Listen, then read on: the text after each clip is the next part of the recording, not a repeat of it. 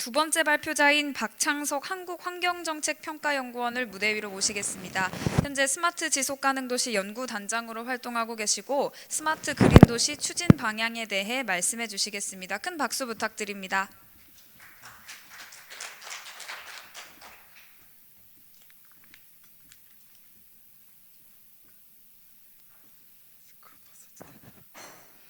예, 방금 소개받은 한국환경정책평가연구원에 근무하고 있는 박창석이라고 합니다.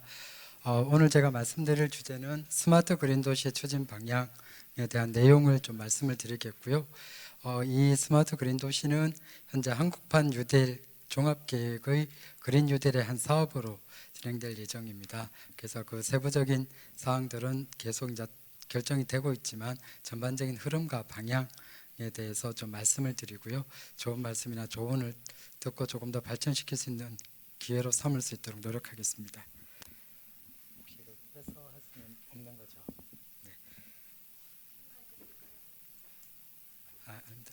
예, 제가 오늘 말씀드릴 주제는 총 세 가지 단락으로 구성되어 있는데요. 첫 번째는 저희들이 살고 있는 이 시대를 어떻게 볼 것이냐라고 하면 저희들은 도시 시대로 보고 그럼 도시의 지속 가능성을 우리가 어떻게 보고 있는지 어떤 문제가 있는지 어떤 기회가 있는지 잠재력이 있는지를 좀 살펴보도록 하겠습니다. 그리고 두 번째는 한국판 그린 뉴딜과 스마트 그린 도시를 좀 말씀을 드릴 내용이고요. 근데 한국판 그린 뉴딜에 대해서는 저 다음에 이제 이효진 박사님께서도 충분히 설명을 많이 하실 예정이기 때문에 저는 간단하게 좀 말씀을 드리고요. 스마트 그린 도시에 대해서 조금만 설명을 드리고요.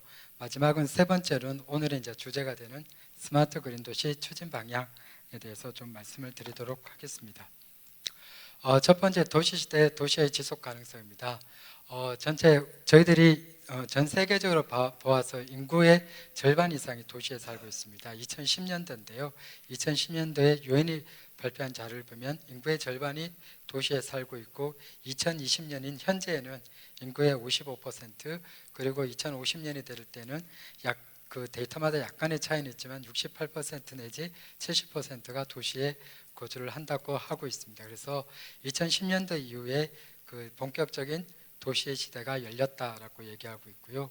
근데 2050년까지 많은 인구가 68% 70%가 도시에 살지만 그런 분들이 좋은 품질의 공간에서 거주할 것으로 보이냐 그러면 그렇지는 않다라고 얘기하고 있습니다. 70%의 인구 중에 약 30억 명의 도시 거주자는 상대적으로 열악한 빈민가나 불량 거주지에 계속 거주하게 되고요. 그런 분들이 환경이라든지 삶의 질은 여전히 낮을 우려가 높습니다. 그래서 도시에 있어서의 환경이나 지속 가능성에 대한 고민과 검토, 개선에 대한 노력들은 지속적으로 요구된다고 볼 수 있습니다. 그럼 왜 사람들은 도시로 몰릴까요? 많은 사람과 정보가 모이고 일자리가 있고 탄탄한 인프라와 활발한 소통 그런 것들이 모여가지고 도시가 가지는 여러 가지 기회들, 창조적 기회들을 굉장히 많이 가져갈 수 있고요. 공급자 입장에서도 도시의 집중을 통해서 인프라 전략을 가져올 수 있고 이것들이 어떤 재정 투자에 대한 효과들을 얻을 수 있기 때문에 도시를 육성하고 사람들은 도시로 몰려들고 있습니다. 지금 기후나 환경은 어떨까요? 저희들이 유엔에서 발표된 자료를 보신다면 생물 다양성의 관점에서 보면 약 100만 종, 약 25%의 동식물이 멸종 위기에 처해 있다라고 얘기하고 있고요. 그다음에 수분 매개자라고 얘기하는 벌이라든지 나비 같은 것들이 없어서 작물의 생산성에 위협을 받고 있는 것이 75%에 이르고 있다라고 얘기합니다. 식물이 있어서의 자손을 번뜨리거나 계속 유지하기 위해서는 수분 매개자가 반드시 필요한데요. 이런 수분 매개자의 멸종에 따라 가지고 식물 자체의 위협도 멸종 위협도 가중되고 있다라고 볼 수 있고요. 인간의 관점에서 보면 대기 오염으로 매년 800만 명 이상이 초과 사망하고 있다고 지적하고 있고요.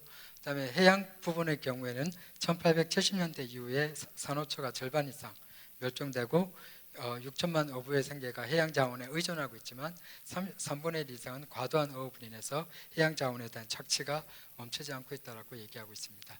산림 면적이나 지구 식생의 감소도 뚜렷하게 높아지고 있다고 지적을 하고 있고요. 이러한 자연환경에 대한 훼손이나 변화로 인해서 지구 글로벌한 차원에서의 지구 위험도 계속 높아지고 있습니다. 특히 극한기후라든지 기후대책의 실패, 자연재해, 생물다양성의 손실, 도시환경에 대한 재해의 경우에는 향후의 발생 가능성도 가장 높고 이것들이 만약에 발생했다면 글로벌 차원에서 미칠 수 있는 영향도 가장 높다라고 지적을 하고 있고요. 이러한 5가지 요소에 대한 집중적인 관리가 굉장히 중요하다고 지적하고 있습니다. 결국 보시면 기후에 대한 문제, 생물 다양성의 문제, 특히 도시와 같은 집중적인 인간 정조지에 있어서의 환경 관리에 대한 문제를 많이 지적을 하고 있습니다. 그 도시로 조금 포커스를 좁혀가지고 살펴보면 아까 말씀드린 대로 도시의 경우에는 전 세계 GDP와 관련된 경제 활동의 80%가 도시에서 발생합니다. 물론 이제 경제 활동이 많이 모이다 보니까 그 에너지 사용량의 66%가 도시에서 일어나고 있고요.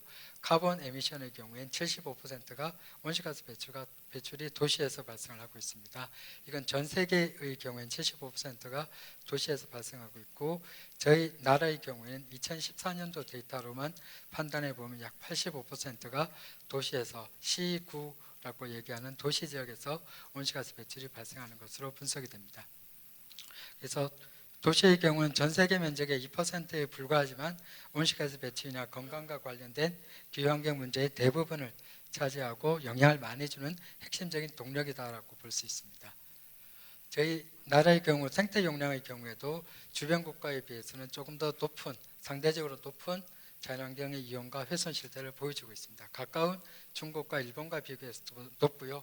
전 세계적으로 봐서도 미국이라든지 몽골과 같은 몇몇 국가를 빼고 나서면 저희 국가가 생태적인 자연환경의 이용이나 훼손 수준이 굉장히 높다라고 볼 수 있고요. 잘 아시는 것처럼 도시 자연공간의 부족이 좀 심화되고 있고 난개발은 계속적으로 확대되고 있는 문제점을 가지고 있습니다. 이러한 기후와 환경에 있어서의 불평등의 문제는 모두에게 공평할까요? 그렇지 않습니다. 기후로 인한 가장 대표적인 문제라고 얘기할 수 있는 폭염은 농촌이라든지 고령화, 고령층, 야외 노동자들이 조금 더 위험에 처해 있고요. 대기질과 관련된 경우에는 뇌혈관 질환과 관련된 지병이 있는 곳, 아동이 많은 곳이 좀 더 취약한 것으로 나타나고 있습니다. 결국 취약계층이나 취약지역에 더 큰 위험으로 기후나 환경에 대한 위험들이 다가서고 있다라고 지적을 하고 있습니다. 그런데 이러한 도시의 경우에는 계속 이런 문제만 가지고 있을까요? 그렇지 않습니다. 제 유엔 헤비타트에서 지적한 것을 보면 도시의 지속 가능성을 높이면 전 세계에 있어서의 지속 가능성을 높일 수 있는 계기가 될 수 있고요. 지구 환경을 지키고 인류의 생존과 문명을 지킬 수 있는 계기를 만들 수 있다라고 강력하게 강조하고 있고요. 그다음에 스마트 기술을 활용한다면 스마트 기술을 통해서 도시에 있어서의 환경적 부하를 좀 줄일 수 있습니다. 현재 세대가 가지고 있는 필요를 어느 정도 충족하면서 미래 세대에 대한 영향을 줄일 수 있다라는 가능성을 제시하고 있는데요. 구체적으로 보시면 맥킨지의 결과에서는 온실가스의 10에서 15%를 스마트 기술을 통해서 줄일 수 있고요. 물 사용량의 경우에도 스마트 미터라든지 블록 요금제와 같은 것들을 사용하게 되면 현재보다 최대 30% 이상 줄일 수 있다라고 얘기하고 있고요. 폐기물의 경우에도 최대 20%까지 줄일 수 있다고 얘기하고 있습니다. 그래서 적절한 스마트 기술의 사용은 현재 있어서의 어떤 현 세대들이 필요한 그 필요를 채우면서도 환경적 영향을 줄일 수 있는 가능성을 충분히 암시하고 있다고 볼 수 있습니다. 그다음에 ISO의 경우에는 2014년에 지속가능한 도시 커뮤니티를 어떻게 만들 건지에 대한 표준화된 지표를 제시하고 있습니다. 2014년도에 삶의 질과 시티 서비스에 대한 것들을 제시하고요. 2019년도에 이러한 삶의 질과 도시 서비스를 유지하거나 표준화시키기 위해서는 그 하위 단계로서 스마트에 대한 부분 혹은 레질리언스라고 얘기하는 기후 탄력성, 기후에 대한 위험에 대응할 수 있는 기후 탄력성들을 하부 구조로 가져가야 지속 가능성이 높아질 수 있다 하는 것들을 강력하게 강조하고 이러한 것들에 대한 그 지표적 체계들을 제시하고 있습니다.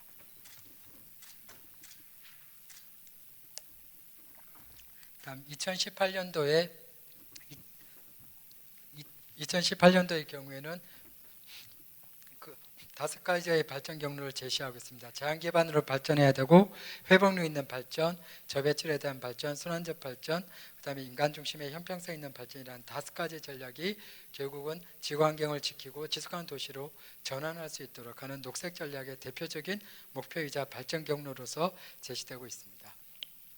한국판 그린 뉴딜과 스마트 그린 도시에 대한 설명입니다.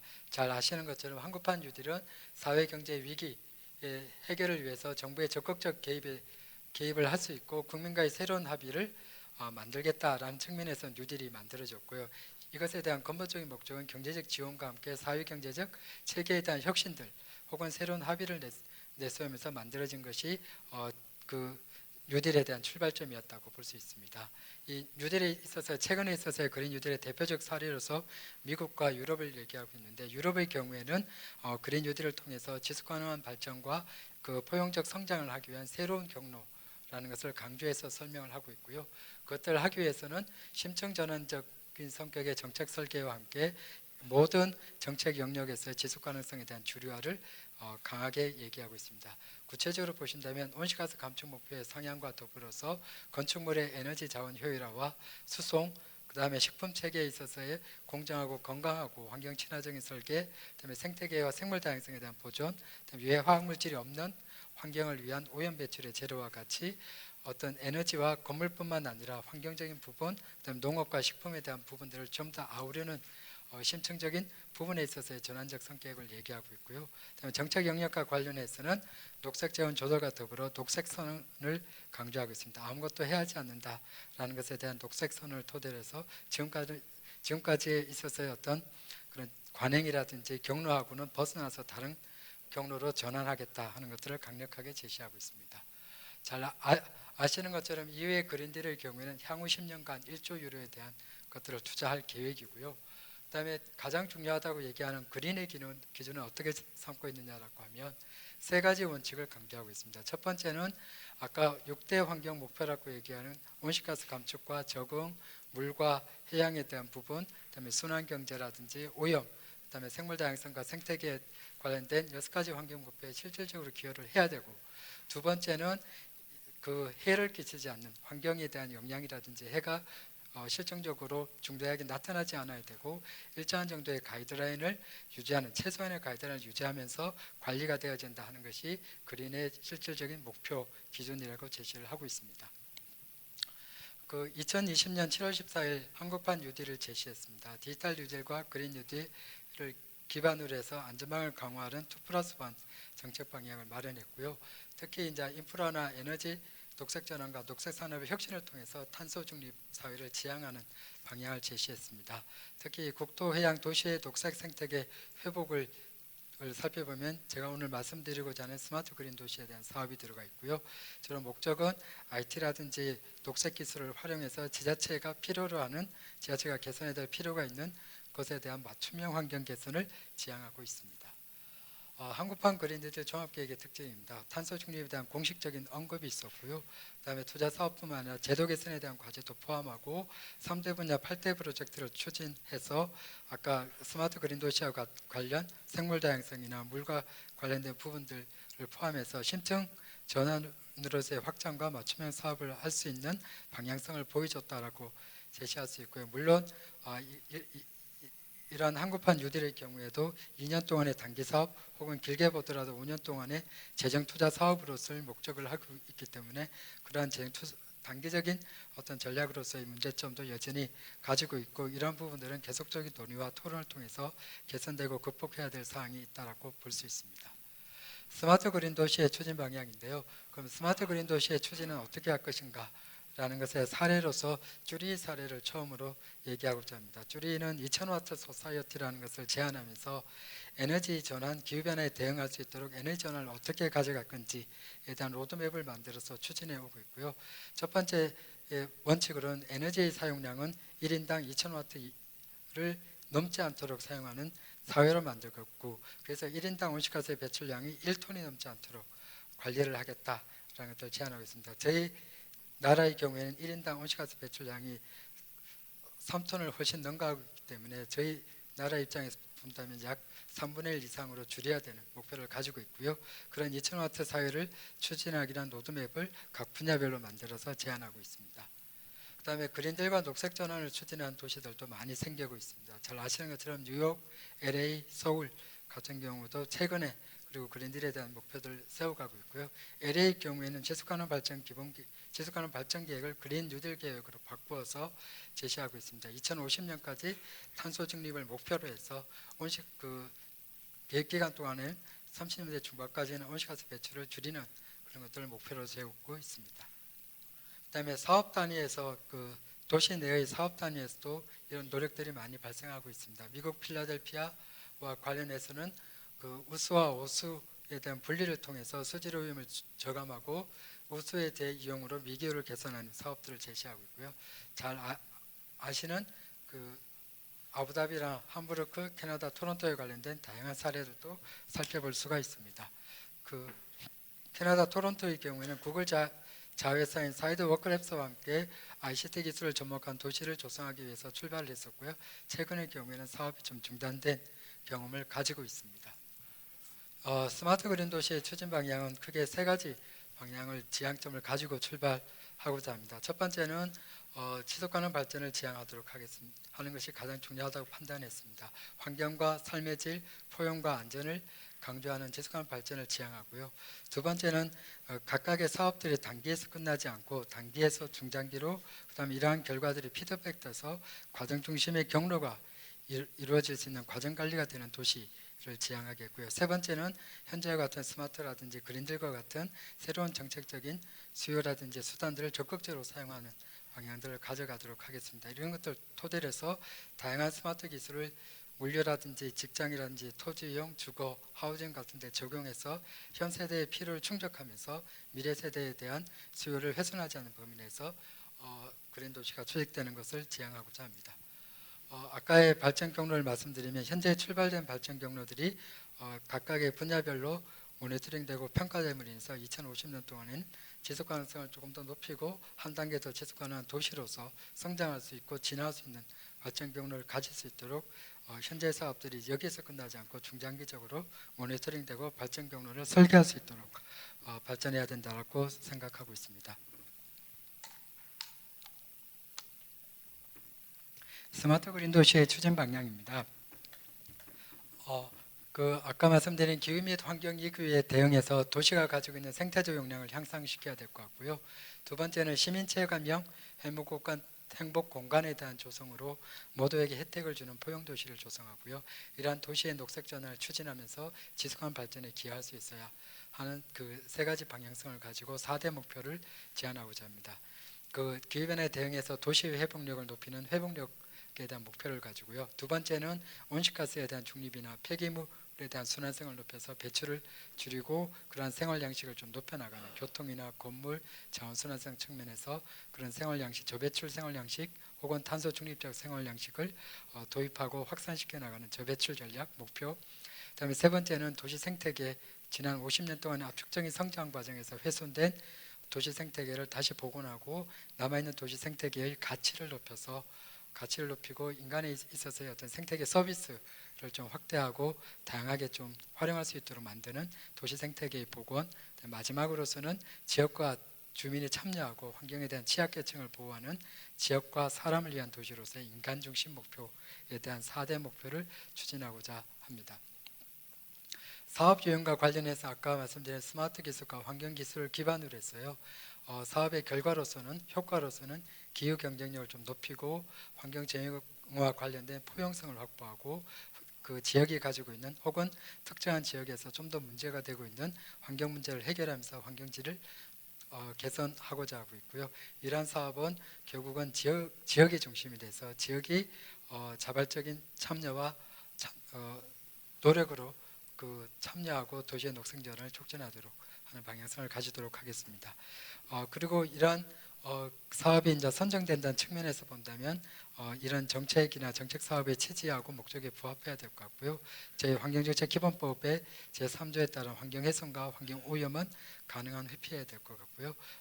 그리고 이러한 사업들은 혁신성과 시너지 효과들을 창출할 수 있도록 해야 될 것 같습니다. 여기서의 시너지 효과는 이 사업 간의 연계라든지 혹은 스마트 기술을 활용한 혹은 그린 기술을 활용함으로써의 혁신성 혹은 시너지 효과와 더불어서 환경 부분 외에도 도시 내에서 도시를 구성하는 다양한 요소인 건축이나 교통이나 혹은 경제활동과 결합됨으로써 관련된 사업과 결합됨으로써 시너지 효과를 창출하는 것을 포함한다라고 볼 수 있습니다.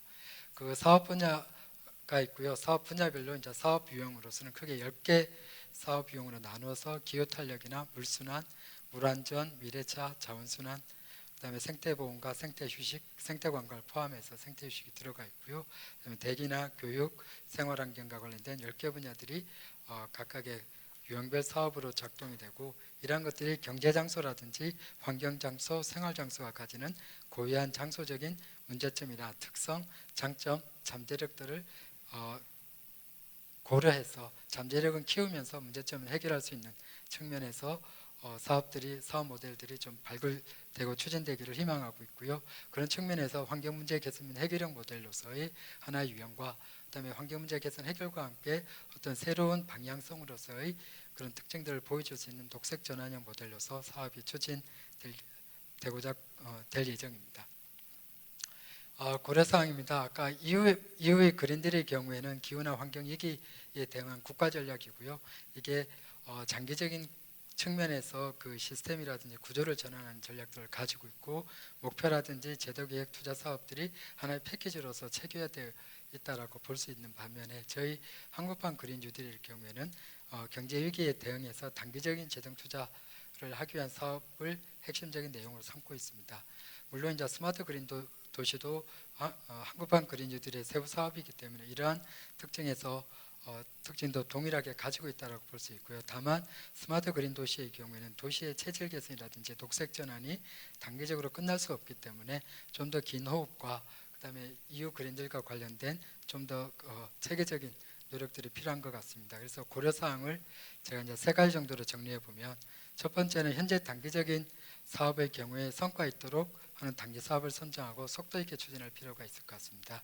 그래서 환경의 경우에는 녹색 전환과 지역의 환경 문제 해결을 위한 마중물 역할을 하고, 이것들이 확산될 수 있는 거점 역할들을 하면서요, 동시에 이제 기후환경과 연계될 수 있는 사회경제에 대한 전환을 촉진할 수 있는 방향으로 가져가야 되겠다라고 생각이 들고 있고요. 두 번째는 스마트 그린 도시에 대해서는 중장기 로드맵으로 담대하게 그리고 꾸준하게 추진할 필요가 있는 것 같습니다. 그래서 10년 이상의 목표를 가지고 체질 혹은 녹색 전환이 이루어질 수 있도록 중장기 방향성을 가지고요, 기후환경에 대한 위기를 대응할 수 있는 목표를 설정하고, 이런 것들이 차례차례 단계별로 추진할 수 있도록 로드맵을 좀 만들고 담대하게 추진할 필요가 있을 것 같습니다. 그리고 마지막으로는 이러한 로드맵이나 담대한 추진을 위해서는 예산 및 제도적 혁신과 함께 가야 될 것 같습니다. 현재 계획 및 사업을 지금 사업법 위주로서 좀 추진하고 있지만, 이런 것들이 도시의 녹색 전환을 안정성으로 계속적으로 추진하기 위해서 지속성을 확보할 수 있도록 그 사업 및 계획을 규율을 할 수 있는 체계를 좀 더 강하게 탄탄하게 만들어야 될 것 같고요.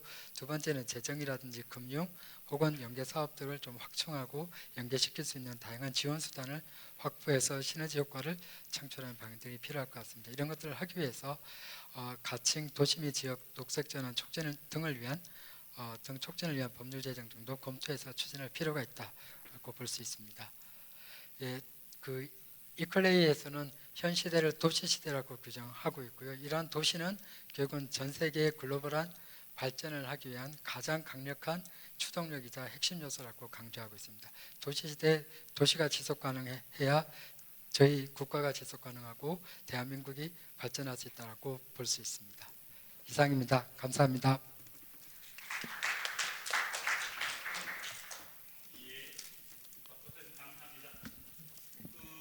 질문들이 많이 들어오고 있습니다. 일단 첫 번째 질문으로요.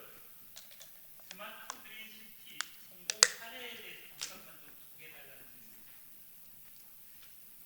질문입니다. 스마트 그린 시대의 성공 사례는 제가 아까 몇 가지 사례로 제시된 함부르크라든지, 그러니까 작은 사업지구 관점에서는 함부르크라든지 독일과 관련된 사례들을 좀 참고해서 볼 수 있고요. 아까 제 사례를 얘기한 주리 같은 데도 좀 적극적으로 노력하고 있는 사례로 좀 확인할 수 있다라고 보여집니다. 그 주리 PPT에 있는 그게 뭐 여러 가지 그림들 중에 있는데 그게 핵심 퍼포먼스 인덱스인가요? 네네, 그렇습니다. 그리고 주리에서의 목표로 하는 것은 2000와트라고 얘기하는 그 전기에 대한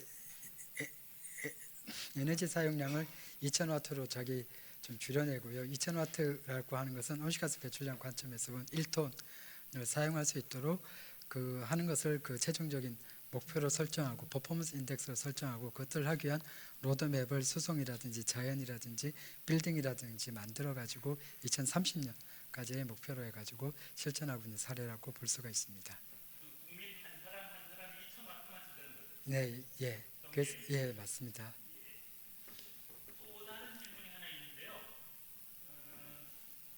오심에서는 그린 뉴딜이 경제 성장에 방해가 된다는 시각이 있습니다. 그래서 그린 뉴딜과 경제 성장 사이 무게추를 어떻게 조정하는 게 바람직하다고 보시나요? 도전적인 질문입니다. 네, 아주 저희 이제 환경을 하시는 분한테 가장 많은 지적을 하고 있는데요. 환경에 대한 보존을 통해서 경제적인 활동에 있어서 저해가 발생하지 않느냐라는 지적을 많이 하고 계신데요. 근데 이제 최근에 있어서 여러 가지 자료라든지 정책에 대한 결과들을 살펴보면 여러 가지 이제 기후의 경우에서 보시면 경제 활동을 하면서 온실가스에 대한 감축, 온실가스에 대한 배출을 줄여나가는 그런 결과들 혹은 성과들에 대한 것들도 확인해 볼 수 있었고요. 그래서 저희들이 이것은 환경과 경제가 디커플링되는 효과다라고 볼 수 있습니다. 그래서 경제 성장, 좋은 경제 성장을 추진하면서 환경적인 부담이라든지 훼손, 영향도 같이 줄여나가는 그런 좋은 경제 성장을 할 수 있는 기회와 가능성, 잠재력들이 충분히 있다라고 보여줄 수 있고요.